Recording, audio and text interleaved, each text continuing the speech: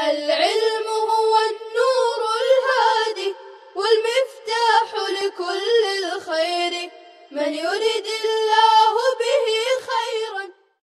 بسم الله الرحمن الرحيم.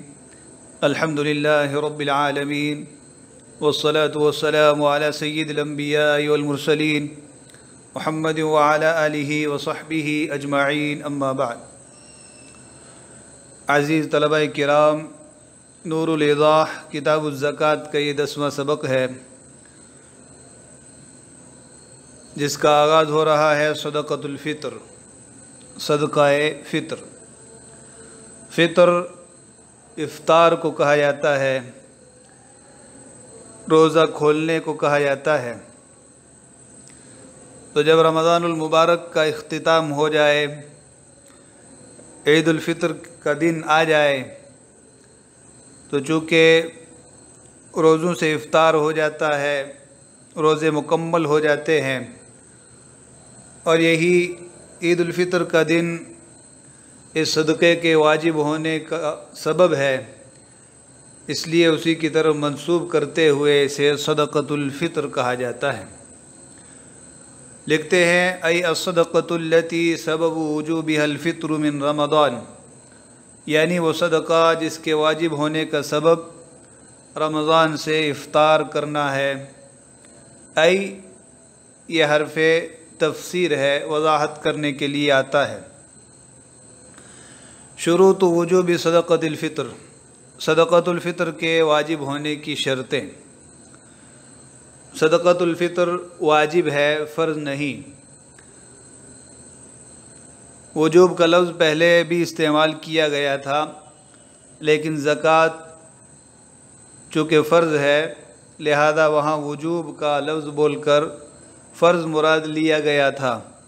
لیکن یہاں پر واجب ہی ہے، فرض کے معنی میں نہیں. تو 3 شرطوں کے ساتھ صدقۃ الفطر واجب ہوگا. انہی 3 شرطوں کو بالترتیب بیان فرما رہے ہیں. تجب صدقۃ الفطر علی کل من اجتمعت فیہ 3 شروط. صدقہ فطر ہر اس شخص پر واجب ہے جس میں 3 شرطیں جمع ہو. الاول ان یکون مسلما، پہلی شرط یہ ہے کہ وہ مسلمان ہو. مسلمان ہونا ہر ایک عبادت میں شرط ہے، اس لیے کہ مسلمان ہی عبادتوں کا اہل ہے، غیر مسلم عبادتوں کا اہل نہیں ہے.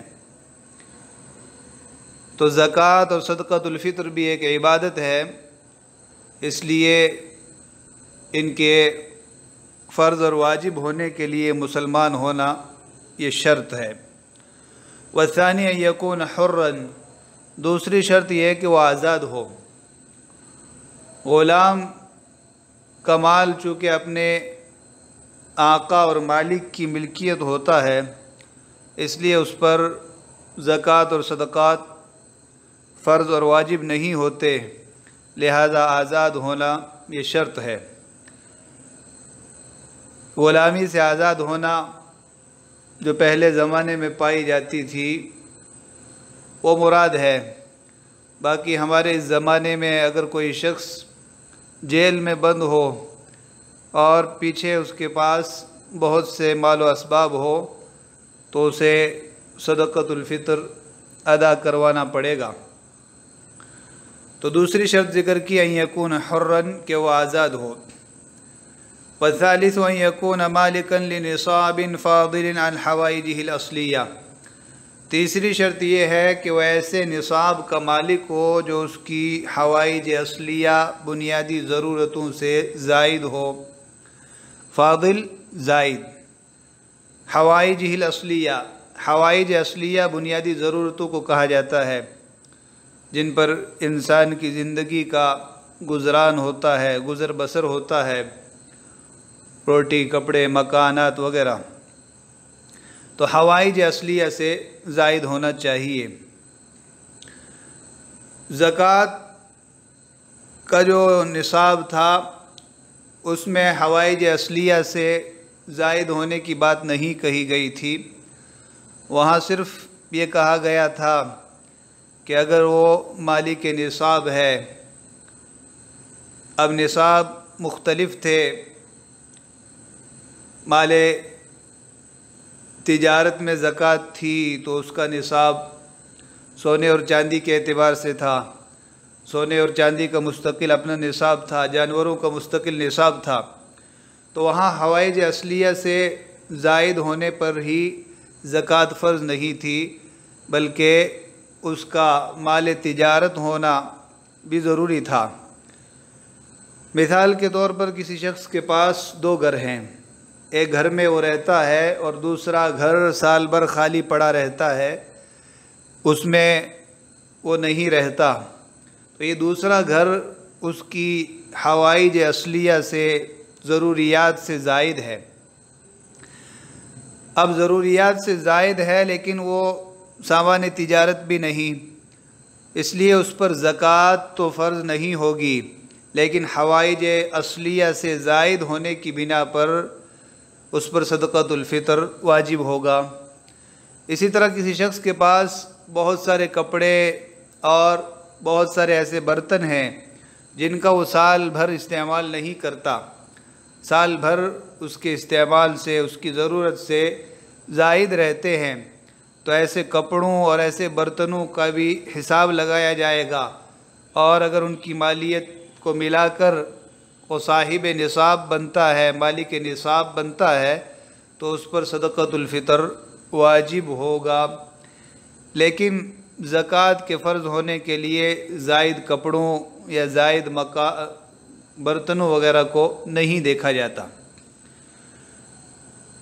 دوسری بات اور دوسرا فرق زکوٰۃ اور صدقۃ الفطر میں یہ ہے کہ زکوٰۃ کے مال میں زکوٰۃ کے فرض ہونے کے لیے سال کا گزرنا شرط تھا، لیکن صدقۃ الفطر کے واجب ہونے کے لیے سال گزرنا شرط نہیں. مثال کے طور پہ کوئی شخص 28 رمضان کو 29 رمضان کو نصاب کا مالک ہوا اور 1-2 دن کے بعد عید الفطر آ گئی تو اس کو صدقۃ الفطر ادا کرنا پڑے گا، اس کے لیے سال کے گزرنے کا انتظار نہیں ہوگا. اور ایک فرق یہ بھی ہے کہ وہاں پر نصاب کا نامی ہونا ضروری تھا اور یہاں نامی ہونے کی شرط نہیں ہے. نامی کا مطلب ایسا نصاب جس میں بڑھوتری اور زیادتی ہوتی رہے. مثلا سونا اور چاندی ہے تو قدرتی اعتبار سے یہ مال نامی ہے، آئے روز اس میں اتار چڑھاؤ ہوتا رہتا ہے، چاہے وہ گھر میں ہو چاہے وہ مدفون ہو.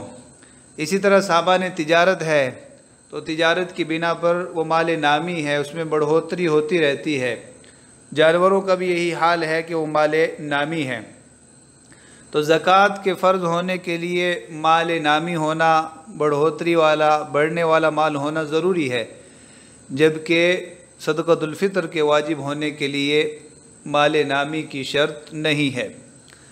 اسی طرح صدقۃ الفطر میں عاقل اور بالغ ہونا بھی شرط نہیں ہے، جبکہ زکوٰۃ کے لیے عاقل اور بالغ ہونا شرط ہے. نابالغ پر زکوٰۃ فرض نہیں، مجنون پر زکوٰۃ فرض نہیں، جبکہ صدقۃ الفطر مجنون پر بھی ہوگا اور نابالغ پر بھی. تو اس اعتبار سے صدقۃ الفطر اور زکوٰۃ کے مابین کچھ فرق پائے جاتے ہیں جو اس تیسری شرط میں ذکر کیے ہیں. والثالث وأن يكون مالكا لنصاب فاضل عن حوائجه الأصلية.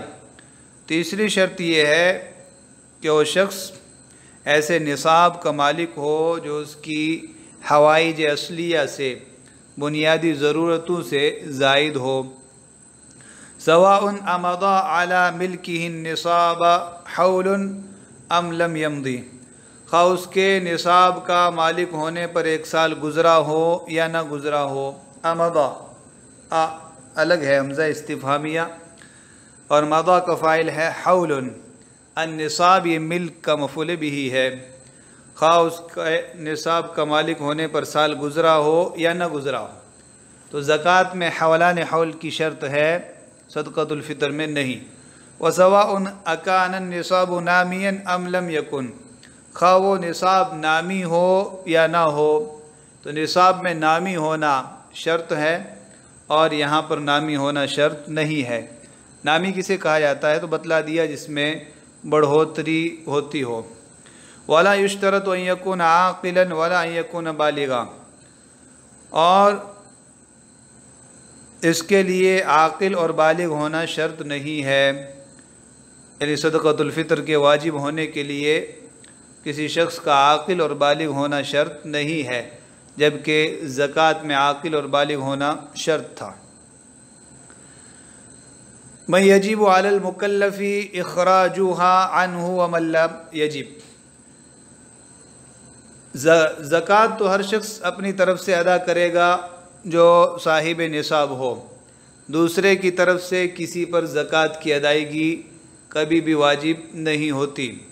लेकिन सदक़तुल फ़ितर में कुछ लोग ऐसे हैं जिनका सदक़तुल फ़ितर दूसरे लोगों के ज़िम्मे वाजिब होता है। तो वही बतला रहे कि मैं यजिब अलल मुकल्लफ़ी इख़राजुहा अन्हु, किन लोगों की तरफ से मुकल्लफ़ पर सदक़तुल फ़ितर निकालना वाजिब है और किन लोगों की तरफ से निकालना वाजिब नहीं। मुकल्लफ़ ये इसमें मफ़ऊल का सीगा है। ज़िम्मेदार, जिसको ज़िम्मेदारी दी गई हो, जो शरीयत के अहकाम का मुखातब हो। तकलीफ़ जब अरबी ज़ुबान में कहा जाए तो उसका मतलब ज़िम्मेदारी देना, ज़िम्मेदारी सौंपना, मुखातब बनाना। उर्दू में तकलीफ़ दर्द परेशानी वगैरह को कहा जाता है, लेकिन अरबी में तकलीफ़ ज़िम्मेदारी देना, ला युकल्लिफुल्लाहु नफ्सन इल्ला वुसअहा। तो मुकल्लफ़ ज़िम्मेदार शख्स, शरीयत के अहकाम का मुखातब। यजिब का फ़ाइल है इख़राजुहा, हाँ ज़मीर का मरजा सदक़तुल फ़ितर। व युख़रिजु हर रजुलु मिन माली नफ्सिही अन नफ्सिही व अन वलदिही सग़ीरिल फ़क़ीरी व अन अब्दिही लिल ख़िदमा, मर्द अपने माल से, अपनी जानिब से, अपने छोटे फ़कीर लड़के की तरफ से और ख़िदमत के ग़ुलाम की तरफ से सदक़तुल फ़ितर निकालेगा। तो अपने माल में से अपनी तरफ से निकालना भी वाजिब है। इसी तरह औलाद अगर छोटी हो और फ़कीर हो, दो शर्तें हैं, छोटी हो और फ़कीर हो। बड़ी हो तो नहीं, मालदार हो तो उसी के माल से निकालना होगा। तो औलाद और लड़का छोटा हो और फ़कीर हो, उसके पास कोई माल ना हो, तो उसकी तरफ से भी बाप को सदक़तुल फ़ितर निकालना वाजिब है। इसी तरह किसी की खिदमत के ग़ुलाम हो, खिदमत के लिए उन्हें ख़रीद रखा हो, तो उनकी तरफ से भी सदक़तुल फ़ितर वाजिब होगा। तिजारत के लिए ख़रीद रखा हो तो सदक़तुल फ़ितर वाजिब नहीं। यहाँ पर भी ग़ुलाम से वही पहले ज़माने के रस्मी ग़ुलाम मुराद हैं। आज जो मुलाजिम या नौकर किसी के यहाँ काम करते हैं, उनकी तरफ से काम लेने वाले पर सदक़तुल फ़ितर अदा करना वाजिब नहीं।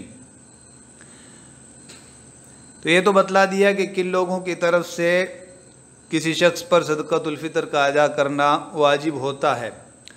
वला यजिब अलैहि अन युख़रिजहा मिन माली नफ्सिही अन ज़ौजतिही वला अन वलदिहिल कबीरी वला अन तिफ़्लिहिल गनिय्यी वला अन अब्दिही लित्तिजारती वला अन अब्दिहिल आबिक़ इल्ला अन यऊदा, और उस पर अपने माल से सदक़तुल फ़ितर निकालना वाजिब नहीं है, अपनी बीवी की तरफ से, ना अपने बड़े लड़के की तरफ से, ना अपने मालदार बच्चे की तरफ से, न तिजारत के ग़ुलाम की तरफ से, और ना भगोड़े भागे हुए ग़ुलाम की तरफ से, मगर ये कि वो वापस आ जाए।